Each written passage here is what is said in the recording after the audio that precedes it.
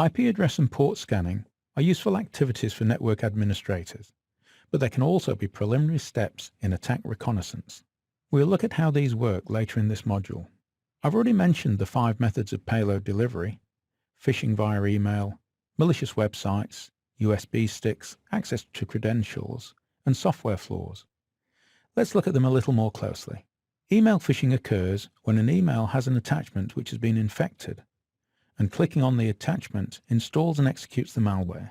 This could be an executable program, which may have had its name changed to look innocuous. It may even be a picture, a Word document, a spreadsheet, all of which have in the past had vulnerabilities which allowed malware to be installed.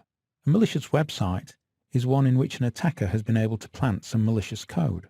This could be a website created specifically for hosting malware, or it could be a legitimate website which has been compromised by a hacker without the owner's knowledge. Anyone visiting a specific page on that website would then have malware downloaded onto their computer. Email phishing can be combined with malicious websites in the more sophisticated attacks. In this case, the email will include a hyperlink to the compromised website. Increasingly, phishing emails are focused on specific individuals and will use information taken from social media sites to read more like a legitimate email. A phishing email may also be crafted to look like it has come from a legitimate address, even one inside the individual's own organization.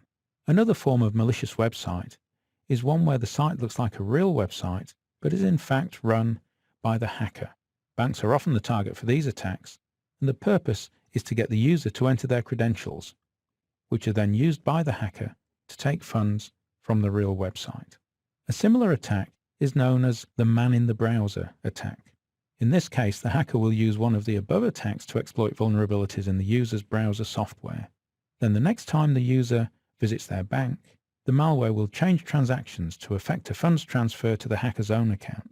This kind of attack is problematic for banks because it happens after the user has authenticated and so is difficult to detect.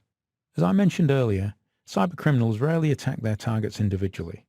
They will often purchase a botnet or purchase time on a rental botnet, and will use cybercrime software such as Zeus to manage their command and control servers, which in turn are used to control a vast number of compromised computers known as zombies all around the world. All the cybercriminal needs to do is compose an attack and then send it through the botnet. This is organized crime at global scale. Around 500,000 botnet connections are seen every day. Attacks don't have to come through a remote connection. Flash drives are used by attackers as a vector for malware.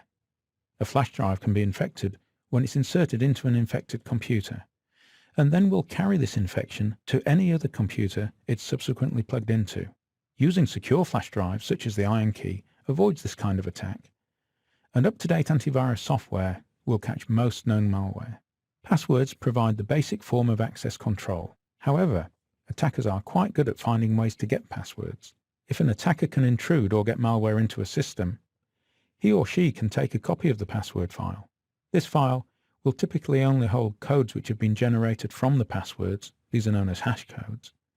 But by using special password cracking software, an attacker can generate and hash tens of millions of passwords and look in the file for a match. This is known as a dictionary attack. It's more difficult for the attacker to obtain a password when it consists of 8 or more characters and is not a dictionary word. Password crackers are very good at adding numbers to the end of passwords, so Secret 42 isn't really that secret. The best way of creating a good password is to use 2 or 3 words with upper and lower case, such as tubular bells, and replace one character with a number, say tubular B3LLS. Attackers are familiar with the default credentials that are provided with software, and these should always be changed. While this is a well-known security rule, it's surprising how often these passwords are found when enterprise software is tested. Finally, no legitimate service desk should ask for a user's credentials. So if you get a call from the help desk asking for your credentials, you should be very suspicious that this is an adversary rather than your real help desk. The root cause of many attacks is software flaws. Vendors continually discover software flaws and issue patches, and these need to be applied as soon as possible. Having automatic update enabled for software of all kinds is very good practice. However, It's quite common for attackers to find software flaws before the vendors do, and until a patch is made available, those vulnerabilities are extremely dangerous. During this period, the software is said to have a 0-day vulnerability. While there's little that can be done to reduce the level of vulnerability when using software with a 0-day, at least until a patch is available, minimizing a system's exposure to the internet helps reduce the risk of the 0-day being exploited. Now we've looked at the bigger picture of cybersecurity, let's look at some of the tools that can be used for protection.